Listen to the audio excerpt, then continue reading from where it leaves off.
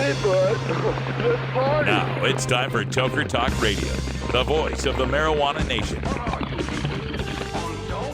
Where you can toke. I inhale frequently.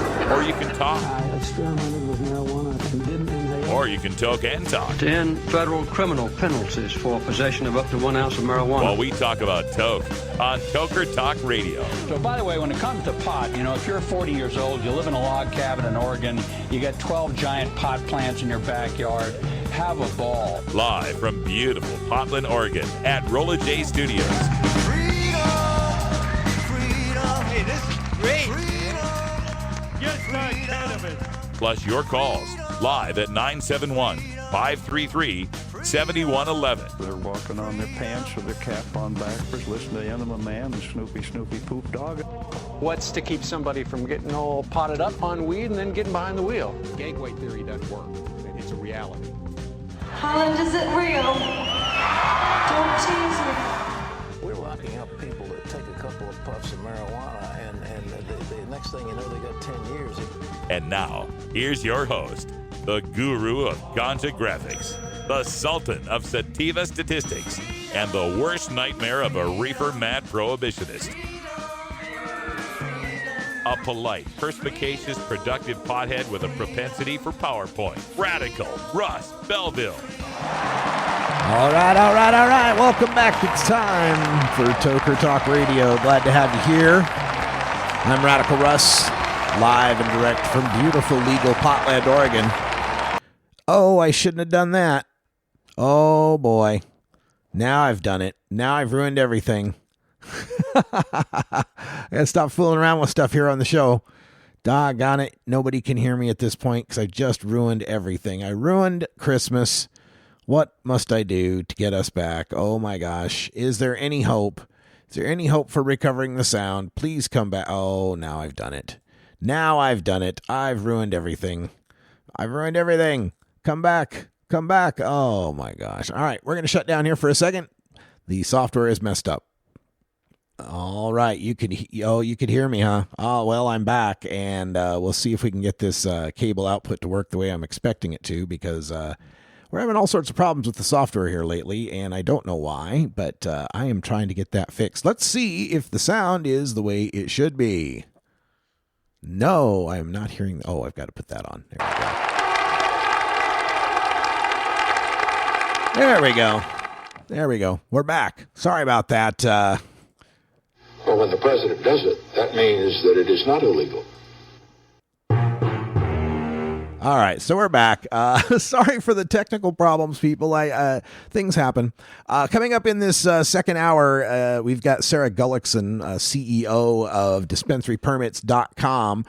She'll be joining us. Also, coming up in the next segment, I got to tell you about Goldilocks. I got to tell you why it is imperative that the marijuana industry start shoveling metric buttloads of cash at the reform movement. Not for 2020, I'm talking 2018. It's time to get as much legalization. They got to be funneling $3 million to Michigan right now. You got to funnel another $1 million to Missouri right now. You only need to throw about $200,000 over to Idaho to get something done. Get some money over to Wyoming, another $200K there. I'm serious about this. We've got to get as much legalized as fast as possible. I'm going to tell you why in the next segment.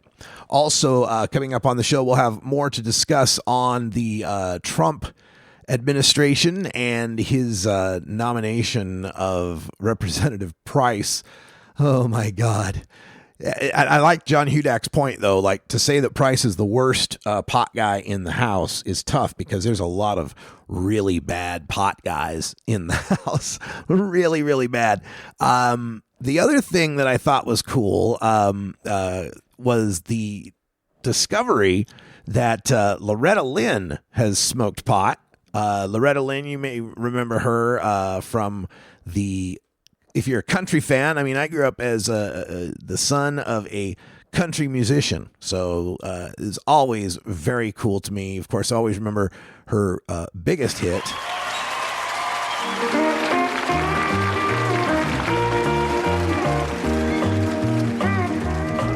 Well, I was born to coal miner's daughter in a cabin Butcher Holler. That's right. Loretta Lynn, coal miner's daughter, 84 years old, and just 6 months ago smoked pot for the first time in her life. And she's got glaucoma, and so she tried it for the glaucoma, and she didn't like it. She said it hit her right in the chest. She thought she was to die. Loretta, if you're listening, I know you are, right? Willie, if you're listening, tell Loretta that you don't have to smoke it, darling. You don't. In fact, 84-year-old first-timer, you shouldn't be trying to smoke weed. You should be trying to vaporize it. Talk to Whoopi Goldberg. Whoopi, if you're listening, Whoopi, take her a little sippy pen. Let's get Loretta Lynn a little sippy pen.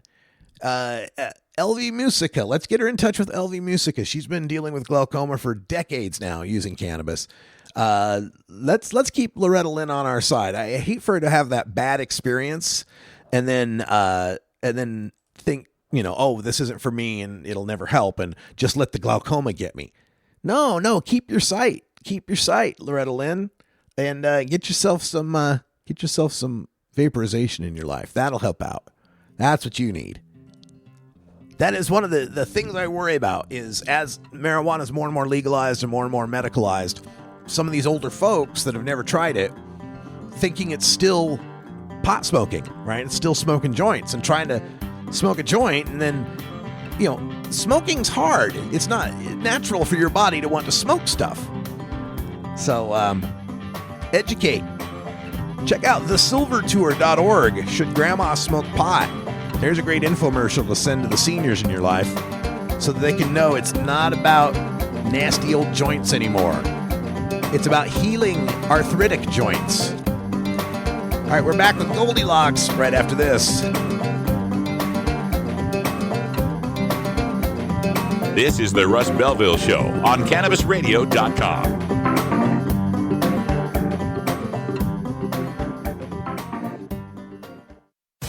Every strain, every sale, every medical study. Keep it right here on the Cannabis Radio Network. Do you want to get in on the booming cannabis industry?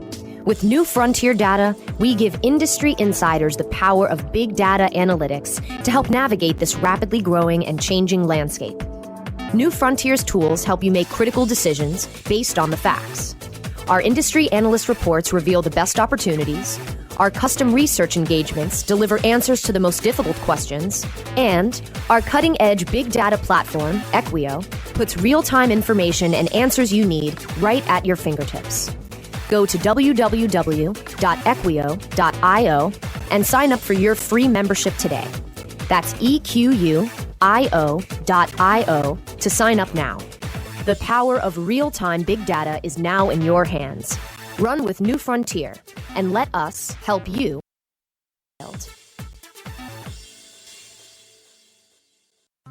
Doc Rob, the concierge for better living. My guests say Razzie Berry. We're talking about nature, naturopathic medicine, as well as the concept of prevention and preventing disease. Empower people to live a naturopathic lifestyle, get to know your body, understand its rhythms, remove toxins, and use natural alternatives whenever possible. 90 to 95% of cancers are due to environment and lifestyle risk factors. I mean, that's a huge number. That means that cancer is preventable. The concierge for better living with Doc Rob. Only on CannabisRadio.com. You can find Radical Russ online everywhere. Gmail, Facebook, Twitter, Instagram, Pinterest, YouTube, SoundCloud, Snapchat, LinkedIn, and Boise State University's 2400 baud modem bulletin board system from 1985. Hey everybody, it's Radical Russ here from 420 Radio, inviting you to be like me and get your ink done at Lucky Horseshoe Tattoo, Fort Worth's most female-friendly, clean, sterile, awesome tattoo shop. Thomas and his crew are true artists who can design you a custom piece or use a design you bring in. Lucky Horseshoe Tattoo also offers all styles of tattooing as well as piercings and all-around fun. In the DFW area, stop by Lucky Horseshoe Tattoo and tell them Radical Russ sent you. Trust me, it'll feel awesome.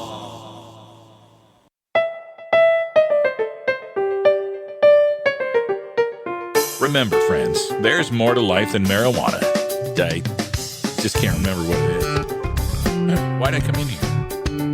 This is the Rush Belville Show on CannabisRadio.com. All right, welcome back, everybody. Almost 11 after the hour, and I found this article up on USA Today, written by Bo Kilmer. Bo Kilmer is a public policy guy. We've talked to him before. We've analyzed a lot of his work before. And this article on USA Today is entitled "The Legal Marijuana Middle Ground." As soon as I saw the title, I knew exactly what it was all about, and it's something that has been proposed by Kevin Sabet ever since 2012. This has been a four-year plan, and it's because, folks, don't think that prohibitionists are stupid. They know that marijuana is increasingly popular and more people want to legalize it, and that prohibition is not working, right? All the way back in 2012, Kevin Sabet outlined this so-called third way, which is, I call it the Goldilocks treatment for marijuana. And it goes like this. You know the story of Goldilocks, right? Oh, this bed's too hard. Oh, this bed's too soft. Oh, this bed's just right. Right? You know the old story. Well, it's the same thing when it comes to public policy, right? They want to play this game where marijuana was first treated too hard. Prohibition is too hard. Locking people up for weed. Why, that's too hard. Ruining their lives. That's too hard. But then, now that legalization has happened, and we've got this commercial market for marijuana. Oh, no, that's too soft. Oh, that's way too soft. Now we've got these businesses that make money on getting people high, and they're going to addict our kids, and oh, no, that's too soft. So they want to throw this new middle way stuff at you, this Goldilocks solution that's just right. It doesn't punish cannabis consumers too much. It punishes cannabis consumers just enough. Just enough, right? So here's some of the stuff that he's suggesting in this. First of all, he opens up by noting, how popular marijuana has been in the past election, and, that we got California legalized and so forth. And his subtitle is "States are the laboratories of democracy, so let them experiment." So he points out the arc of medical marijuana, which started off in California with a very, very lax system. Basically, legalization with a doctor's permission note is basically what it was, other than the fact they could still search you and arrest you and so forth. And then he points out that the states that followed in the West still had home grow, but they came up with condition lists. And then others, like Massachusetts and New York, have very strict condition lists, and some of them require doctors to register, and some of them don't even let you have actual plant marijuana, right? You can only have non-smoked forms. So he points that out. Now he doesn't mention the reason why that happened. And the reason why that happened is because the states in the West have the initiative power, and the people can write the medical marijuana law. States back east that have all these restrictive laws don't have the initiative power. So these politicians who are in the pockets of big pharma can quite easily write these laws that are so restrictive that they're ineffective for the vast majority of patients. But they can get the medical marijuana albatross off their off around their neck and say, "Oh yeah, we did something about medical marijuana. We did that. We took care of that." So he asks, will the story be the same with non-medical marijuana? He points out that the 8 states that have already passed legalization are for-profit industries that treat marijuana as a commodity like alcohol.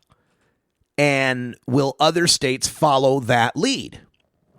Well, I think not, because other states don't have the initiative power. I think other states are likely to not follow the lead because they'll be pressured by, again, pharmaceutical industry, alcohol industry in some of these states. Massachusetts already had, brewers packs and distributors that were giving money to fight legalization.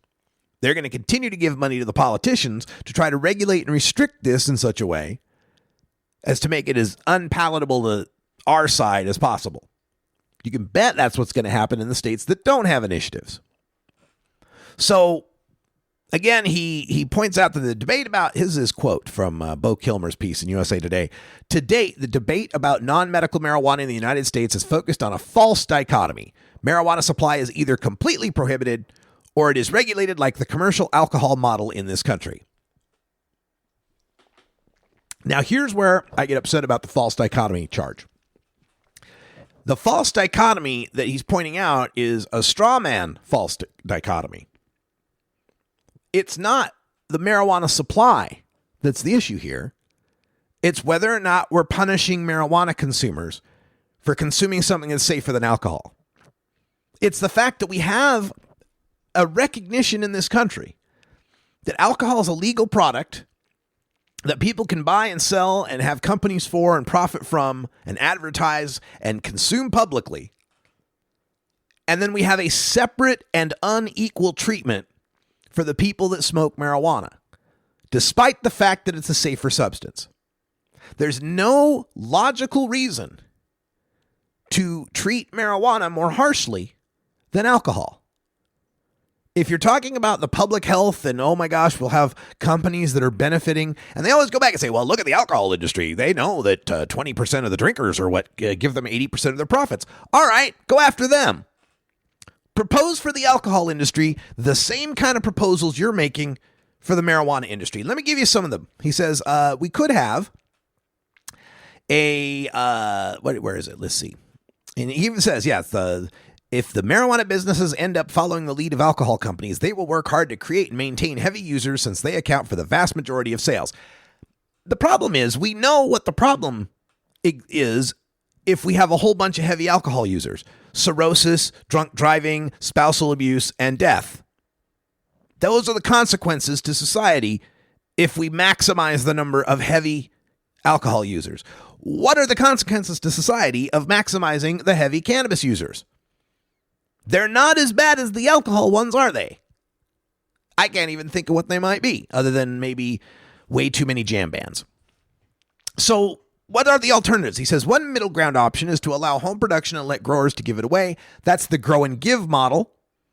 Another one he points out is the co-op model. We could have a co-op where members grow, share, and trade.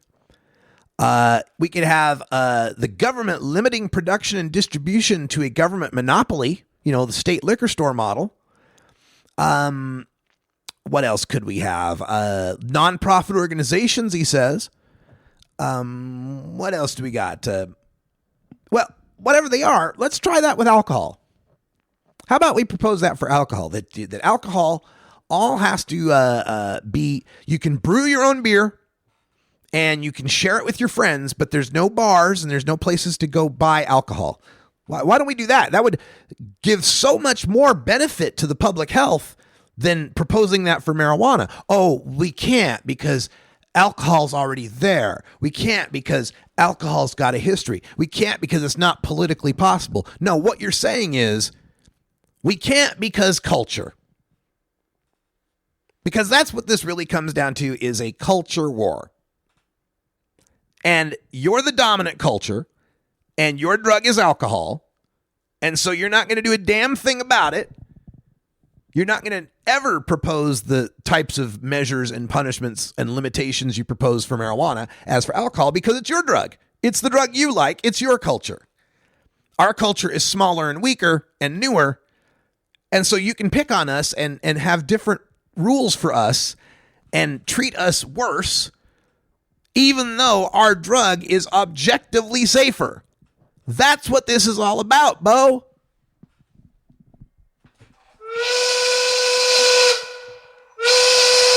Hey, bud. Let's party. Happy 420.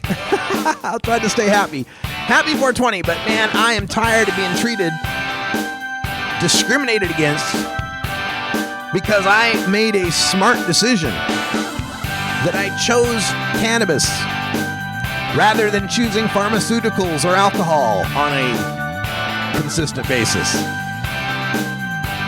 Society shouldn't punish safer choices. We have your smoking section right here. This is the Cannabis Radio Network. While the feds and state are doing their dance, you still need to transact business and manage your cash. Go professional and let your customers pay with PayQuick. They pay you and they earn rewards points. PayQuick connects to your bank account for free and secures all of your transactions. And with PayQuick, you can pay your producers and processors for free. Plus, it pays to have it because it makes depositing your cash safe and so easy. No cops, no crooks, just compliance and comfort, knowing you have your cannabis business in check with PayQuick. PayQuick, the safe and easy way to pay. PayQuick.com. Normal stands for responsible adult cannabis use. If cannabis use is causing problems in your life, consider taking a break or seeking medical assistance. Consider ceasing cannabis use if you have a family history of mental illness. Don't drive or operate heavy machinery while impaired by cannabis use. Cannabis use is not without risks, even though the risks are far less than those posed by legal drugs. The Russ Belville Show, where the truth about marijuana gets more than a minute to speak. The Russ Belville Show is proudly sponsored by the Marijuana Business Association. The MJBA, called by NBC News the Cannabis Chamber of Commerce, is the fastest growing business association in the fastest growing industry in America. I've been working with the MJBA for years, and I personally invite you to join the MJBA. MJBA also publishes the popular MJ Headline News on Facebook and the MJNewsNetwork.com, and Marijuana Channel 1 on YouTube. Visit mjba.net for more details.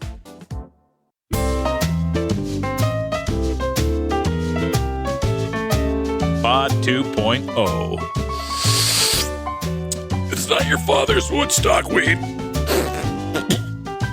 This is the Russ Belville Show on CannabisRadio.com. All right, welcome back, everybody. It's about 23 after the hour, and we finally got a hold of Sara Gullickson. She's the CEO of DispensaryPermits.com, and we were going to have her on in hour one. We got our wires crossed, but now everything's good, and I can see you on video call there, Sara. Looks like you're someplace nice and warm. I am actually in Thailand on holiday. Oh my goodness, out in Thailand on holiday. And next week I'm headed to Jamaica on holiday, so I'll get my warm weather clothes out as well. But thank you for calling us all the way from Thailand. Absolutely. There's a lot going on in the industry, even internationally, so it's kind of fun to see, all the different happenings. So we know that you're here with DispensaryPermits.com, but give us a little bit of your background, generally speaking. How did you get to the industry, and what are you doing now? Great. Yeah, I started in the industry about 7 years ago, actually when Arizona was putting together their medical process. And so prior to being in the cannabis industry, I had a small advertising agency. And so I helped spa salons and health facilities with their branding and marketing needs. And a cannabis company approached me and asked if I was interested at all. I've always kind of been a little bit of a creative thinker and, operated outside of the box. And so I was super interested in the opportunity. After I branded that company and kind of got them up and running, it was back in the day when consultants didn't really exist in the industry. And about a year later, after helping them, I realized that I knew a lot about the application process. And at that point, I'd been through 3 application processes, and we had had some success. And so I, just ventured and jumped into the industry pretty much full time at that point, and have been doing applications ever since. I've participated in now 12 state processes. I've had success in 10, and Maryland is announcing their winners on December 9th, I believe. So we anticipate success in Maryland as well. So it's been a wild ride, but it's exciting to see the industry evolve. And, 2-3 weeks ago with the election, big things are on the horizon. All right. Well, it sounds like you've definitely got a strong background in this. And I tell you, the paperwork and the headaches people have trying to get their retail cannabis business off the ground can be just enormous. You said you've been applying in 12 different states.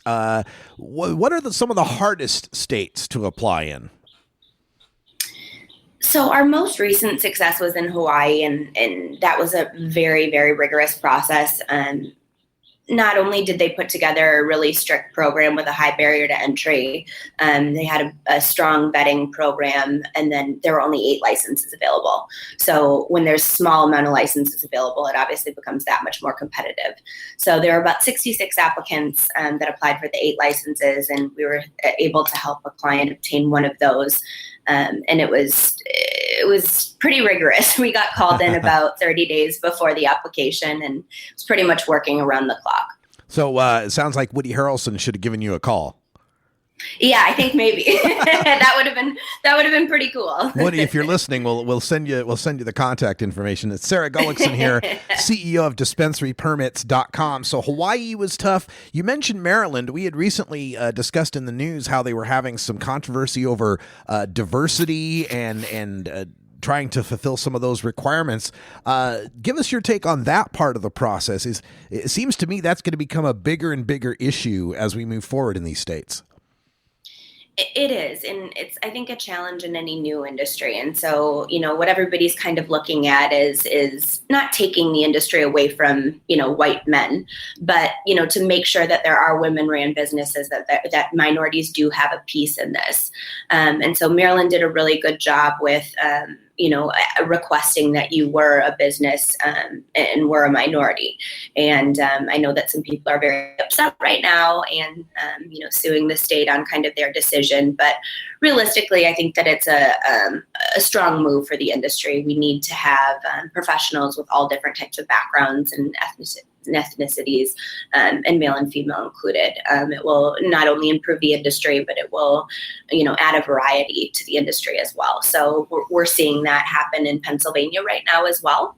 And so we actually have to put together an entire diversity plan to tell how we will be not only hiring a diverse staff.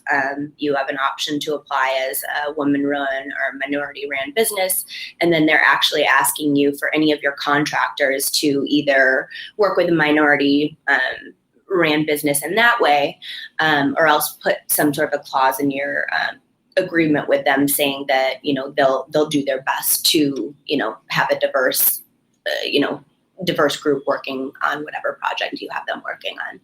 That's fantastic. And, something we could do as we're getting these laws passed, too, is they oftentimes contain these clauses about you can't get a license if you were previously convicted. Well, who mostly got previously convicted? Minorities. So, yeah, we got to do better in that regard. Now, Sara, I'm also curious. You said 12 states that you've been working in. We've got 8 of these states now that are legal, that started as medical states. How many of those states had you been working in, and has legalization caused there to be any massive difference in what you do?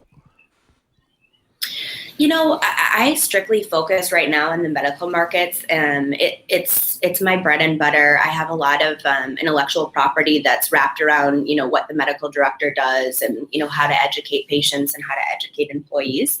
It's not that I don't believe in recreational use, but a lot of the application processes require that type of content. It's what I've been doing for the last 7 years, so I'm, an expert at that. It's not that I can't help a client put together a recreational application, but usually the recreational applications are a lot less rigorous. And they're also usually in states that already have cannabis. And so that means that there's already talent within the state. A lot of what I do is coming into an industry that's new and nascent and educating, a group of individuals that have no idea about cannabis. So to go into a state that already has programs, there's already a lot of local talent there. And I believe in obviously supporting local when you can. Okay, so it's not as if, when, say, Nevada adds legalization and they had medical before, you're not seeing more people run to the legalization side or more problems on the medical side. It doesn't really seem to have an effect? I don't think that enough states have gone to say that we're going to have problems or that there's going to be an effect. I think that, there were more states that were passed in the last couple of weeks. What that means is a lot of the licensees that have medical permits are interested in potentially keeping their medical license and having a recreational license as well. And so I know a lot of my clients that I was successful with in Nevada, when we were at the trade show a couple of weeks ago, we were meeting about, how we could potentially go after some of those recreational licenses when they're available. But there's a lot of work that needs to be done between now and then. So the programs have to be put together. The administration from the government has to be put together. A lot of the recreational states are putting together a task force and different kind of management groups within the departments to actually run the cannabis program effectively. So we're going to see a lot of changes happen over the next year. But again, these programs take a lot of time. We're speaking with Sara Gullickson. She's the CEO of DispensaryPermits.com, and we've got a question from our live chat room. We were just discussing the issue of minority involvement and diversity in the industry, and my listener wants to know about these non-refundable application fees, sometimes in the six figures.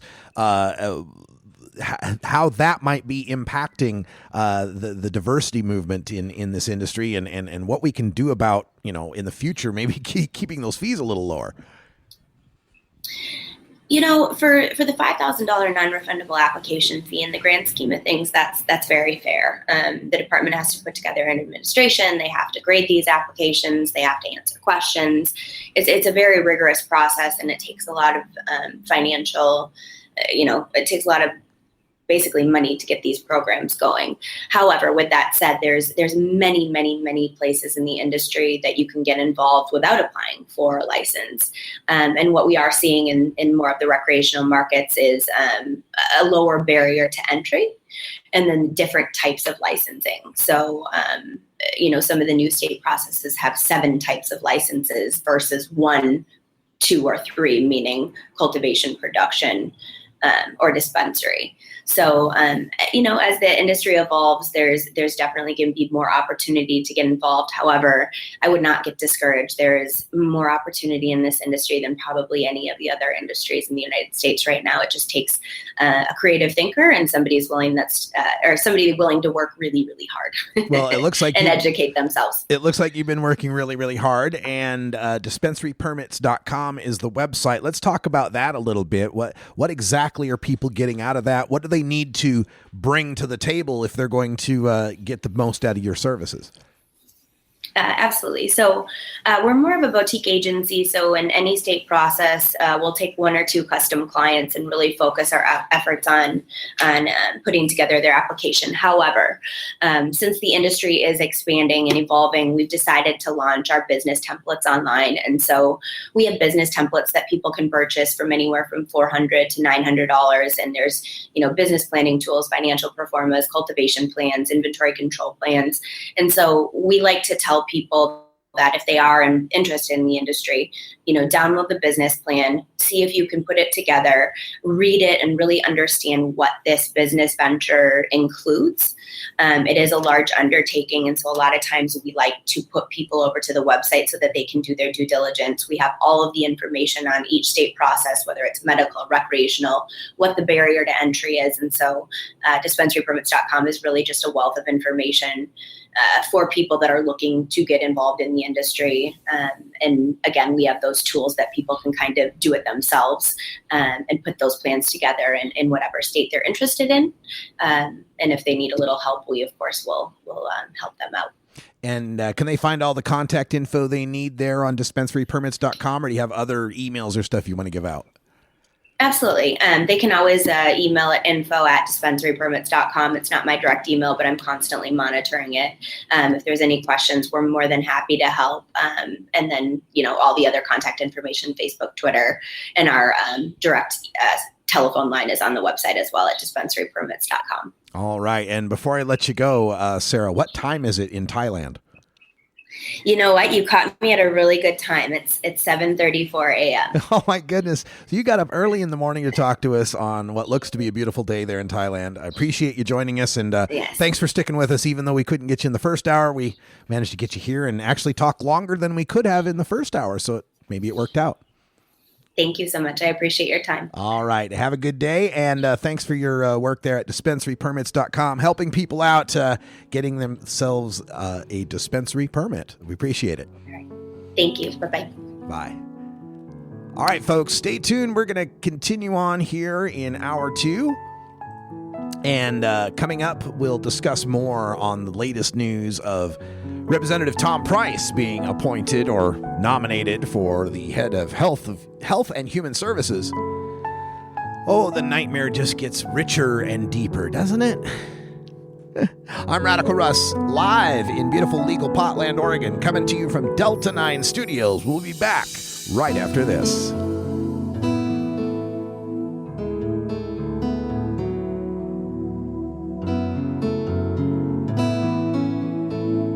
This is the Russ Belville Show on CannabisRadio.com.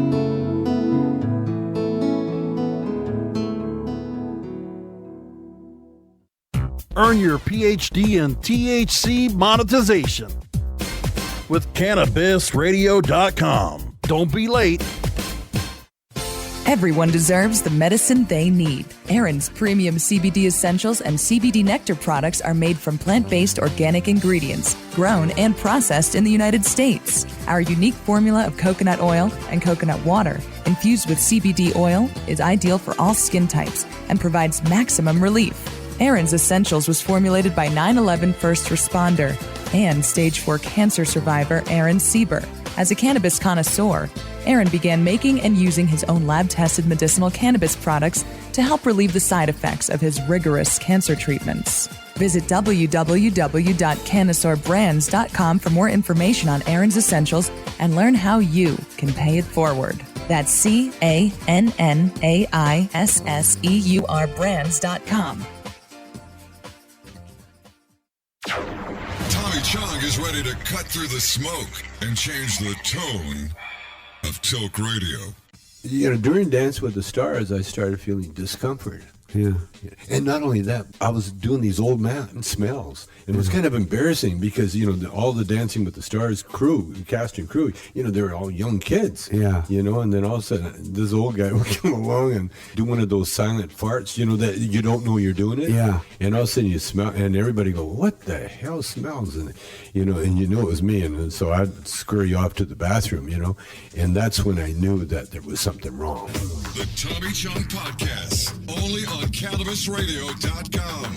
Welcome to my world.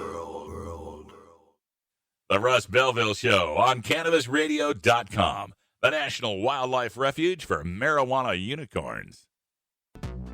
When you are starting up a medical cannabis business, you want a fired-up lawyer who understands the needs of cannabis consumers. The law office of Lauren Vasquez is your fired-up lawyer for the cannabis industry. Visit her website, fireduplawyer.com, or call 1-855-MMJ-LAWS for more information. That's 855-665-5297 for Lauren Vasquez, your fired-up lawyer, or email fireduplawyer@gmail.com.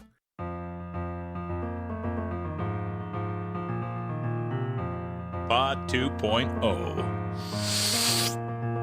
It's not your father's Woodstock weed. This is the Russ Belville Show on CannabisRadio.com. All right, welcome back, everybody. And continuing on with some breaking news. Just pulled this one off of the newswire coming from Las Vegas Now, Channel 8 in Las Vegas. Bill drafted to keep marijuana sales out of the black market. I'll give you the too long don't read version. It's they're going to do Oregon-style early sales in Nevada. That's right. According to the story, in 1 month, marijuana will be legal for adults 21 and over in Nevada, but there's one problem. Come January 1st, unless you have a medical marijuana card, there's nowhere to legally buy it. Lawmakers will try to prevent people from turning to the black market. They're turning to other states that have dealt with the issue. And basically, State Senator Tick Segerblom from Las Vegas, he's been on the show. We've talked to him a couple times. He and some other Nevada lawmakers went to Portland and talked to some of our lawmakers. And they're going to do similar to what Oregon did and try to pass a bill to allow early sales at the medical dispensaries. And basically, it'd be what we did here in Oregon. We were legal in Oregon on July 1st, 2015. Our legislature passed a bill that said on October 1st, you could shop, if you're 21 and over, you could shop at the medical shops. And so long as they charged you, there was like a special 25% tax, but you could shop at the medical shops. Now, they limited it to just a quarter ounce of flour. You couldn't get edibles, you couldn't get tinctures, you couldn't get shatter, anything like that. You could only get a quarter ounce of flour. The idea being we didn't want to, run out of stock for the medical users, right? But the idea, of course, and this was proposed by one of our Republican pot-hating type senators who proposed this. He said, well, if we don't, it's going to be 18 months before there's anywhere to shop. They're either going to cross the river into Vancouver and buy it there in Washington state, or they're going to buy it from the black market. And all we're doing is we're subsidizing the black market. So this Republican lawmaker in Oregon helped pass this bill and got the early sales going. And that brought in millions of dollars of tax revenue. Oregon's making $4 million a month, and we have yet to open I think we've got our first rec license stores open now. But not a whole ton of them yet. There's still a lot of them that are still medical dispensaries that are phasing out as of this last month. According to Segerblom, with their tourist economy and with the dispensaries they've already got in Las Vegas and other places, he thinks we could bring in $100 million in the first year from early sales before they manage to get the licenses for the recreational places. And the early sales bill in Nevada, they don't have they don't have a date yet for it because they're still drafting the bill and they still got to put it in and all that stuff. But basically, it would they'd have a temporary tax, 15 to 20%, to anyone without a medical marijuana card, and it would be at these, you'd go to the medical marijuana dispensaries to buy your weed. Now, the medical marijuana dispensaries are the only places that can apply for recreational licenses up until July 1st of 2018. So what's happening here in Nevada, what looks like is going to happen in Nevada is similar to what has happened in Oregon. And I think this could be the model for existing medical states to move into, at least the ones that have robust dispensary systems. And that is, let the rec people start shopping at the medical dispensaries. Let the medical dispensaries have first shot at getting the rec licenses. And eventually, this all works out to being a system where we have one pot shop for everybody, governed by one agency in the government. Well, maybe, okay, so let's let agriculture handle the cultivation, and then we'll let the Cannabis Bureau handle the rest. But whatever. Instead of trying to have this lunacy like that they have in Colorado of having two completely separate systems, that's just madness. It is insane to have a building where you walk in and half the building is medical and half the building is recreational. And if you're rec, by God, you got to stay on that side of the line. You can only buy the weed that's on that side of the line. You can't get on that side of the line where all the medical people are standing because it's different. That's just insane. That's wasting government money by having two different systems to have to deal with. No. Let's just let this evolve to the way it should have always been, which is marijuana is legal for everyone. And since there's still prohibition other places, there's going to be limitations on it, but those limitations should be waived for the people with severe medical need. That's the direction this needs to go. Have the medical dispensary evolve into allowing the rec customers in. Let the dispensaries get the first ones to get the rec licenses. Have there be some sort of designation that says a dispensary has, or just let all the dispensaries be able to sell to medical patients tax-free and higher limits or no limits, whatever it has to be. It gets frustrating sometimes because it seems like it ends up being harder than it needs to be. It's like, why are we reinventing the wheel on a lot of this stuff? We've already dealt with intoxicating recreational substances. We've dealt with the worst one, alcohol. Intoxicating recreational substance. We've dealt with it. We've dealt with things that are smelly, annoying, and possibly carcinogenic, smoky things. Cigars, cigarettes, pipes. We've dealt with it. We got rules and mores and culture around it. So why does this have to be so difficult? Why does cannabis? Why do we have to have the Bo Kilmers of the world and the and the Mark Klymans of the world. Oh my God, we've got to come up with a whole new way to minimize the harm from this terrible, terrible drug. Never mind the tobacco and the alcohol and the pharmaceuticals and all of that, right? Look, as far as I'm concerned, there's a certain amount of harm that you have to accept in the world. You know, I guess this, gets back to my Idaho roots or whatever, but I think sometimes there's too much trying to nerf the world. Too much trying to nerf the world, trying to make it safe and nobody ever dies, and nobody ever gets hurt, and nobody ever gets offended. And I think that's possible, but every inch that you move on that number line toward 0 is an inch farther away you move away from freedom. And that's where we have this balancing act. We have to, how safe do we want to be versus how free do we want to be? I mean, we could eliminate a whole bunch of deaths if we prohibited alcohol and tobacco. We could. It would reduce how many people drink and how many people smoke. No doubt about it. Really, I mean, you think your average beer drinker would go through waiting in the Walgreens parking lot for the guy with the bucket of whatever is supposedly beer, like we have to wait for our black market weed. You think a lot of beer drinkers would really go to all that trouble? The alcoholics will. Oh yeah, the alcoholics will go to any length. Hell, my alcoholic dad drank Aquavelva at one point. That's how bad it can get. Sure. But I mean, casual drinking would plummet. We could do that. Save a lot of lives. End a lot of disease. Save a lot of costs in healthcare. Not all of them. There will still be people dying, still be people drinking. No matter what you prohibit, there'll still be people doing it. But what would the cost be? What would the benefit? I mean, how much do you want to pay in our society, in our freedom, to be able to achieve this mythical utopia of nobody ever getting hurt or offended? I think we need more people being hurt and offended.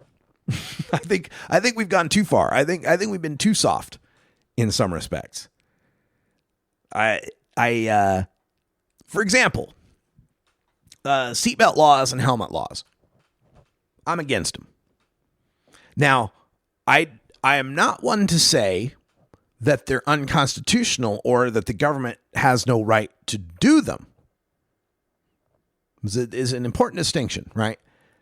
The public roadways are owned by the public, and the public has the right to determine what is the safety standard for traveling upon those public roadways. Just like the guy that, the public has the right to tell the guy that runs the roller coaster that there has to be that little bar that goes down over your lap, which I don't know how much benefit that is, by the way. But we have the right to dictate those kind of things. I just don't think we should, right? I think if you really want to drive around in a car without a seatbelt on and any wreck over 30 miles an hour be propelled through the windshield and likely die, hey, great. We don't have to pay for your health care costs and we don't have to deal with you anymore. One less person on the road in traffic for me to have to worry about, right? That's up to you, man. That's Darwinism at its finest. If you're dumb enough to want to drive around without a seatbelt on, please be my guest. But I don't think we should be adding that as a punishment, right? That we should be punishing someone with a fine, ticket, or reason to pull them over because they're not wearing a seatbelt. That's just giving the state yet another excuse to interfere with our lives. And again, a crime that's a victimless crime, aside from the guy wearing the seatbelt, not wearing the seatbelt, right?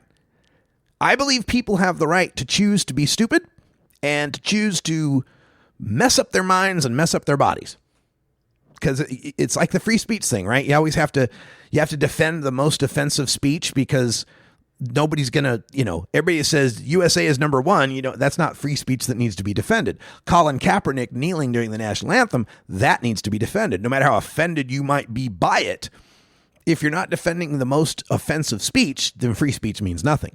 Well, I think the same thing applies to our bodily sovereignty. It applies to our freedom, right? We got to defend people's right to be heroin junkies. We got to defend people's right to huff glue right? Your body, your nose, your brain, do with it what you want. Now, I'm all for harm reduction. Let's educate people.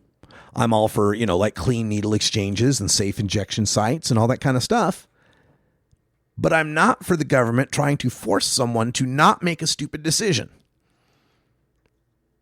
It kind of goes back to a religious thing with me, which is like, God gave you free will to worship him or burn in hell forever. Right? That's not really much of a free will choice, is it? We got to give people their free will. We got to recognize that people are going to make stupid decisions. And we want to mitigate the harm that causes others. And we want to mitigate people making those stupid decisions. Give them all the opportunity not to make that stupid decision. Tell them it's a stupid decision. But don't force it on them. Don't force it on them. You force someone to not make a stupid decision, you haven't made them any smarter. They're just stupid people trying not to get busted. It doesn't help the stupid any. Likewise, you want to ride a motorcycle without a helmet on? Go have a ball, man. We need more organ donors. That's what my friend Ganja John, right? He lived most of his life waiting for a kidney transplant. He used to love seeing guys riding down the road on motorcycles without helmets. He say that's somebody that, when those guys die, usually their organs are fine. They crack their skull open, but their heart, their lungs, their liver, their spleen, their kidneys, their eyes, organ donors. Freedom, baby, freedom. We're going to take a break. We'll close things up when we get back. And then it's off to Jamaica, baby.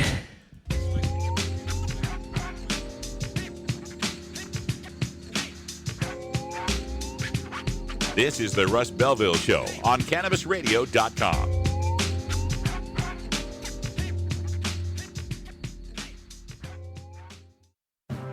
Forwarding the cause of legalization and research of the growing cannabis industry, one podcast at a time. The Cannabis Radio Network. The National Cannabis Industry Association presents the Seed to Sale Show, January 31st and February 1st at the Colorado Convention Center in Denver. Register now at www.seedtosaleshow.com or 888-409-4418. The NCIA Seed to Sale Show, the largest cannabis business event to be held in Denver, will host over 2,000 cannabis professionals and focus on innovations and technology in cultivation, infused products and extraction, and sales strategies. The show will recognize the best in the industry with the Cannovation and Cannatech Awards. Register before January 6th for $100 savings at seedtosaleshow.com. Use the code RADIO15 for an additional 15% off. Plan your experience now for the NCIA Seed to Sale Show, January 31st and February 1st. Seedtosaleshow.com or 888-409-4418. Tokers, there's no good reason to get your dog stoned. While it might not harm them physically, imagine being a dog who already begs for treats all day, and then imagine that dog having the munchies. Not cool. You're not high. You're listening to the Russ Belville Show on CannabisRadio.com. They're bringing drugs. They're bringing crime. They're rapists. And some, I assume, are good people. Okay. Maybe you're high, too.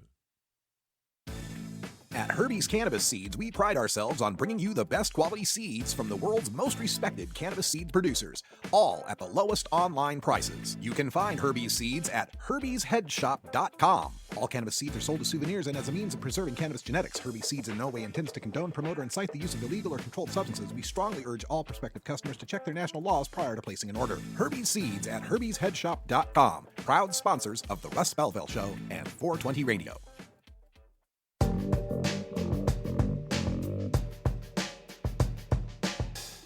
Warning, hits taken on this show are larger than they appear.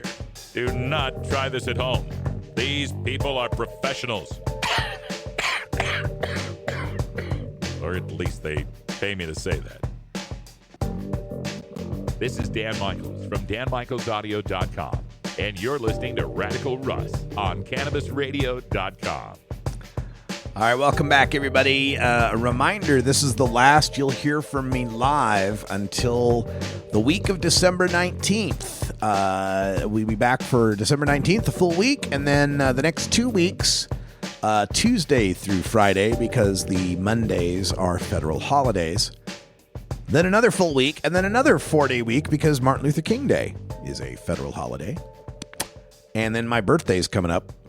That NCIA Seed to Sales show is on my birthday, January 31st, February 1st. So I'll probably be working on my birthday. That's not a surprise, though. Happens a lot. We've got just a few little stories running through right now to catch up on. Quick note on the Colorado governor wanting to redirect some pot taxes to help the homeless. This is getting more play. CBS 4 in Denver has a story. Could legalization help Colorado's homeless epidemic? I'm not against, sending some pot tax money to help the homeless, but I have an idea. How about homes? There's an idea. Help the homeless. We got a terrible, terrible problem of houselessness here in Portland. Places I drive by all the time that are tent cities. I mean, little Hoovervilles.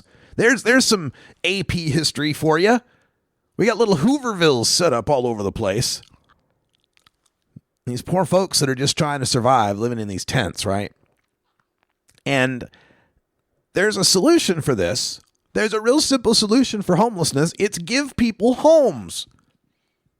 Give them homes. Well, Russ, you can't just you give people free places to live. Why not?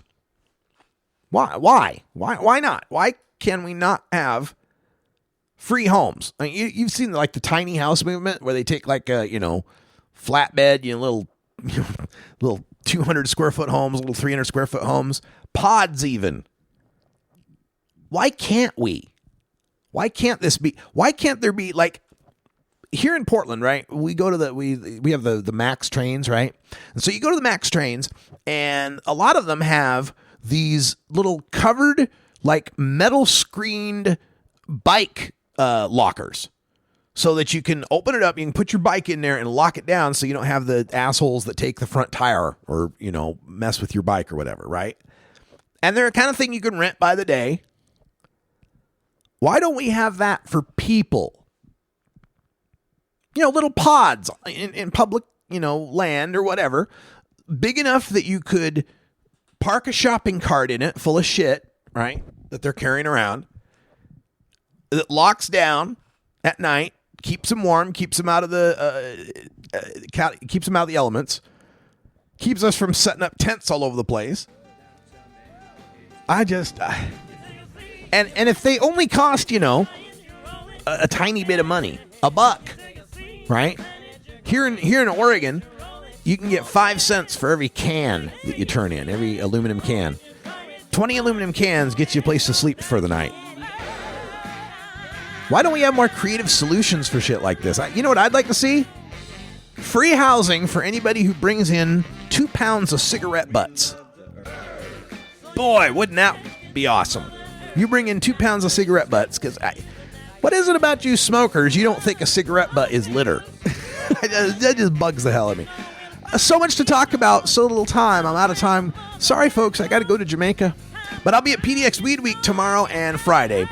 For everyone here at CannabisRadio.com, thanks for joining us. Check out PDXWeedWeek.com for more info. I'm Radical Russ. Until next time, take care of each other, tokers. This is the Russ Belville Show. The Russ Belville Show is blogging and podcasting daily at RadicalRuss.com. You take a seed, you plant it, you grow it, you dry it, you roll it, you smoke it.